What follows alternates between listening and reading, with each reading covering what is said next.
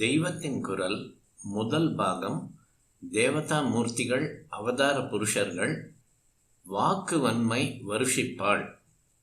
ஜெகன் மாதாவாக இருக்கிற அம்பாளை பற்றி அநேக மகான்கள், கவிகள் ஸ்தோத்திரங்கள் செய்திருக்கிறார்கள். இப்படிப்பட்ட ஸ்தோத்திர கிரந்தங்களுக்குள் 3 மிகவும் சிரேஷ்டமானவை. முதலாவது சௌந்தரிய லஹரி. ஸ்ரீ சங்கர பகவத்பாதர்கள் கைலாசத்துக்கு போன போது சாக்ஷாத் பரமேஸ்வரன் தாமே அம்பிகையை பற்றி செய்திருந்த சௌந்தரிய லஹரி சுவடிக்கட்டை நம் ஆச்சாரியாளுக்கு கொடுத்து அனுகிரகித்தார். அதில் மொத்தம் 100 ஸ்லோகங்கள் இருந்தன. ஆச்சாரியாள் கைலாசத்திலிருந்து திரும்பி வரும்போது வாசலில் காவல் இருந்த நந்திகேஸ்வரர் மகா பெரிய சொத்து கைலாசத்திலிருந்து போகிறதே என்று நினைத்து ஆச்சாரியாள் கொண்டு வந்த சுவடியிலிருந்து தம் கைக்கு கிடைத்ததை அப்படியே உருவி கொண்டு விட்டார். முதல் 41 ஸ்லோகங்கள் மட்டுமே ஆச்சாரியாள் கையில் நின்றன. பாக்கி 59 ஸ்லோகங்கள் நந்திகேஸ்வரர் கைக்கு போய்விட்டன. அப்புறம் ஆச்சாரியாள் தாமே அந்த 59 ஸ்லோகங்களையும் கடல் மடை திறந்த மாதிரி பாடி பூர்த்தி செய்துவிட்டார். இவ்விதத்தில்தான் இப்போது 100 ஸ்லோகங்களோடு உள்ள சௌந்தரிய லஹரி உருவாயிற்று. அதில் முதல் 41 ஸ்லோகங்கள் மந்திர சாஸ்திர சூக்ஷ்மங்கள், குண்டலினி யோக தத்துவங்கள், ஸ்ரீ வித்யா ரகசியங்கள் முதலியவற்றை சொல்கின்றன. அதில் உபாசகர்களுக்கு ரொம்பவும் உபயோகமான விஷயங்கள் இருக்கின்றன. ஆனாலும் பின்னால் உள்ள ஆச்சாரியாள் வாக்கிலிருந்து வந்த 59 ஸ்லோகங்கள் அழகே அழகு. இந்த ஸ்லோகங்களில் அம்பாளின் சிரசிலிருந்து பாதம் வரையில் அங்கம் அங்கமாக வர்ணித்திருக்கிறார். கம்பீரத்துக்கும் சரி, மாதுரியத்துக்கும் சரி, இந்த வாக்குதான் சிகரம் என்று சொல்கிற மாதிரி அப்படிப்பட்ட அற்புதமான ஸ்லோகங்கள் இவை. பழங்காலத்தில் செய்த அதிசுந்தரமான விக்கிரகங்களிலும் சிற்பங்களிலும் நகத்தளவு பங்கமானாலும் கூட பிற்காலத்தவர்களால் அதே மாதிரி வேலைப்பாட்டோடு செய்து ஒட்டு போட முடியவில்லை. இந்த மாதிரிதான் ஆச்சாரியாளின் சௌந்தரிய லஹரி ஸ்லோகத்தில் ஒரு வார்த்தையை எடுத்துவிட்டு அதற்கு பதில் இன்னொரு வார்த்தையை யாரும் போட முடியாது. ஆதி சௌந்தரிய லஹரியில் 59 ஸ்லோகம் நஷ்டமானதே நம் பாக்கியம்தான். நந்திகேஸ்வரர் அதை உருவி கொண்டிராவிட்டால் ஆச்சாரியாளின் இந்த அற்புத வாக்கு லோகத்துக்கு கிடைத்திருக்காதல்லவா என்று தோன்றுகிறது. இப்படிப்பட்ட கவித்துவ பொக்கிஷமாக ஒரு கிரந்தத்தை செய்து முடிக்கிற போது ஆச்சாரியாள், இதில் நான் செய்தது என்ன அம்மா இருக்கிறது?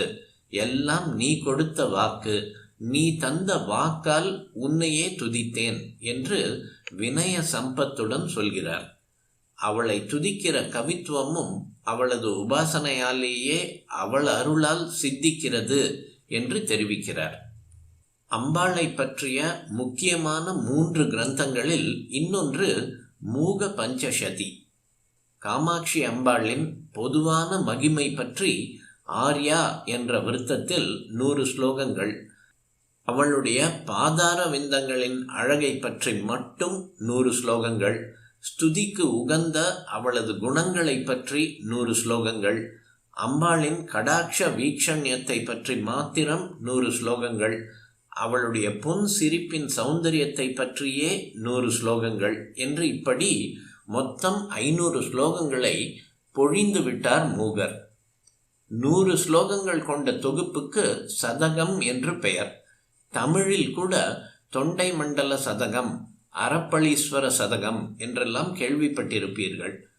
நான் மேலே சொன்ன 500 ஸ்லோகங்களுக்கு முறையே ஆர்யா சதகம், பாதாரவிந்த சதகம், ஸ்துதி சதகம், கடாட்ச சதகம், மந்தஸ்மித சதகம் என்று பெயர். 500 சேர்ந்த நூலுக்கு மூக பஞ்சசதி என்று பெயர். ஆர்யா சதக முடிவில் அம்பாளை ஆராதிக்கிறவனுக்கு அமிர்தம் போன்ற வாக்கு சித்திக்கிறது என்று சொல்லியிருக்கிறது. அம்பாளை பற்றிய முக்கியமான ஸ்தோத்திரங்களில் 3வது ஆர்யா த்விஷதி என்பது. த்வி 2, சதம் 100, ஆர்யா த்விஷதி என்ற இந்த ஸ்துதி ஆர்யா என்ற விருத்தத்தில் 200 ஸ்லோகங்கள் கொண்டது. லலிதா ஸ்தவ ரத்னம் என்றும் அதற்கு இன்னொரு பெயர் உண்டு. அம்பாளுடைய பிரசாதத்தை பரிபூரணமாக பெற்ற துர்வாச மகரிஷி செய்த நூல் இது. இந்த ஸ்தோத்திரத்தை பாராயணம் பண்ணினாலே நல்ல வாக்கு உண்டாகும் என்பது கண்கூடு. ஸ்ரீ காமாட்சி ஆராதனை கிரமத்தை செய்தவரே துர்வாசர்தான்.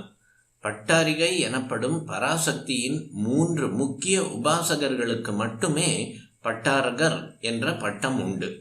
இந்த பட்டம் பெற்றவர்களில் ஒருத்தர் சாக்ஷாத் ஈஸ்வரன், இன்னொருத்தர் காளிதாசர், 3ஆமவர் துர்வாசர்தான். காமாட்சி ஆலயத்தில் இவருக்கு பிம்பம் இருக்கிறது. அம்பாளை பற்றிய இந்த 3 பிரதானமான ஸ்தோத்திரங்களும் அவள் அருளால் நல்ல வாக்கு சித்திக்கிறது என்கின்றன. ஆனால் முடிவாக இந்த துதிகள் எல்லாம் அம்பாள் உபாசனையின் முக்கிய பலனாக ஞானம் சித்திக்கிறது என்பதையே சொல்கின்றன. அஞ்ஞானம் நீங்கி ஞானம் வருவதுதான் மோட்சம். இதை அம்பாள் அனுகிரகிக்கிறாள். அம்பாளின் பாதத்தில் பிரம்மா, விஷ்ணு, ருத்ரன் ஆகிய திரிமூர்த்திகளும் நமஸ்காரம் பண்ணி கொண்டிருக்கிறார்கள். அதனால் இவள் பாதத்தில் நாம் பண்ணுகிற அர்ச்சனை அவர்களுடைய சிரசுக்கும் பண்ணிய அர்ச்சனை ஆகிறது என்று ஆச்சாரியால் சொல்கிறார். பவானி, உன் தாசன் நான் என்று துதிக்க ஆரம்பிக்கிறவனுக்கு அம்பாளாகவே ஆகிவிடுகிற அத்வைத மோட்சத்தை அவள் அனுகிரகித்து விடுகிறாள் என்று சொல்கிற போதும் அவளுடைய பாதத்தில் விஷ்ணு, பிரம்மா, இந்திரன் முதலானவர்களின் கிரீடத்தில் உள்ள இரத்ன மணிகளிலிருந்து எழுகிற ஒளி கற்பூர ஹாரத்தி செய்வது போல் பிரகாசிக்கிறது என்கிறார். இப்படி எல்லா தேவர்களும் அவள் பாதத்தில் கிடப்பதாக சொல்வதற்கு தாற்பயம் ஒரு தேவதை உசத்தி இன்னொன்று தாழ்த்தி என்பதல்ல. எல்லா சக்திகளும், மனுஷியர்களின் சக்தி, மிருகங்களின் சக்தி, தேவர்களின் சக்தி, இயற்கையில் காண்கிற பல சக்தி, இவை எல்லாமும் மூலமாக ஒரு சக்தியின் திவலைகளே என்பதுதான் அதன் தாற்பயம். இதைத்தான் சயின்ஸிலும் ஒரே எனர்ஜி பலவிதமான அணுக்களாக, பார்ட்டிகிள்ஸாக, அலைகளாக, வேவ்ஸாக ஆகி இருக்கிறது என்கிறார்கள். அந்த மூல சக்தியை அன்போடு ஆராதித்தால் அதுவும் அன்போடு அனுகிரகம் செய்கிறது. மற்ற தனித்தனி தேவதைகளுக்கு இருக்கிற சக்தி எல்லாமும் இதனிடமிருந்து வந்ததுதான்.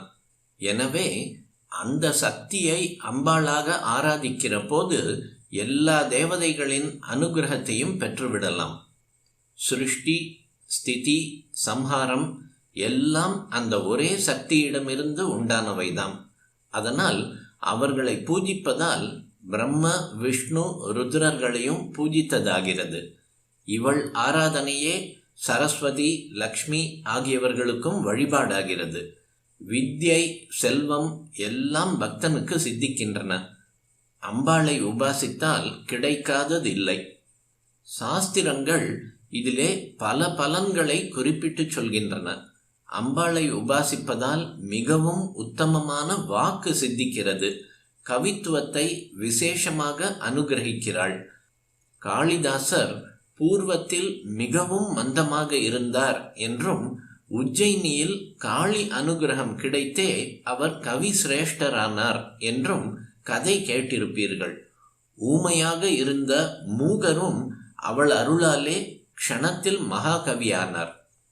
தான் பெற்ற இன்பத்தை உலகமும் பெரும்படி செய்வது வாக்கு வழியாகத்தானே.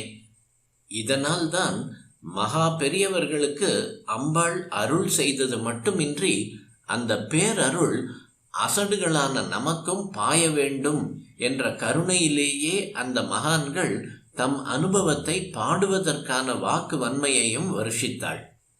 கவித்துவம், சங்கீதம் முதலிய கலைகள் எல்லாம் அம்பிகையின் அனுகிரகத்தால் உண்டாகின்றன. பொதுவாக இதற்கெல்லாம் சரஸ்வதியை அதிதேவதையாக சொல்கிறோம்.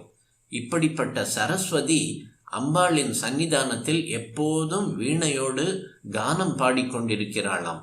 என்ன பாட்டுகள் பாடுகிறாள்? அம்பாளின் பெருமையை பற்றியா? இல்லை, மகா பதிவிரதையான அம்பாளுக்கு ஈஸ்வரனை பாடினாலே சந்தோஷம். அதன்படி வாணி ஈஸ்வர பிரபாவத்தை பாடிக்கொண்டே இருக்கிறாள். அம்பாள் அதை ரொம்பவும் ரசித்து ஆனந்தப்படுகிறாள். கேட்கிறவர்கள் ஆனந்திப்பதே பாடுகிறவனுக்கும் ஆனந்தத்தை தந்து மேலும் உற்சாகப்படுத்தும். அப்போதுதான் வித்வானுக்கு மேலே மேலே கற்பனை விருத்தியாகும். கேட்கிறவன் தப்பு கண்டுபிடிக்கிற மாதிரியே உட்கார்ந்திருந்தால் வித்வானுக்கு சுபாவத்தில் இருக்கிற பிரதிபா சக்தியும் போய்விடும். அம்பிகை ஆனந்தத்தோடு உற்சாகப்படுத்த சரஸ்வதி பரமாற்புதமாக கானம் பண்ணிக்கொண்டே போகிறாள். அம்பாள் ரொம்பவும் சந்தோஷப்பட்டு தலையை ஆட்டிக்கொண்டு பேஷ் பேஷ் என்று வாய் விட்டு சொல்லிவிடுகிறாள். அவ்வளவுதான். அம்பாளுடைய அந்த வாக்கின் மாதுரியத்தில் சரஸ்வதியின் வீணா நாதம் அத்தனையும் ஒன்றுமில்லை என்றாகி விடுகிறதாம். இப்படிப்பட்ட மதுர வாக்கு கொண்டவளுக்கு முன்பா என் வித்யையை காட்டினேன் என்று வெட்கப்பட்டு கொண்டு சரஸ்வதி தன் வீணையை உரையில் போட்டு மூடி வைத்து விடுகிறாளாம். விபஞ்ச்யா காயந்தி என்று ஆரம்பிக்கிற சௌந்தரிய லஹரி ஸ்லோகம் இந்த சம்பவத்தை நாடகம் போட்டு காண்பிக்கிற மாதிரி வர்ணிக்கிறது. அம்பாளை உபாசிப்பதால் நம் ஆனந்தத்தை பிறர்க்கும் தர வைக்கிற சங்கீதம் முதலான சகல கலைகளிலும் எளிதில் சித்தி பெறலாம் என்பது அர்த்தம்.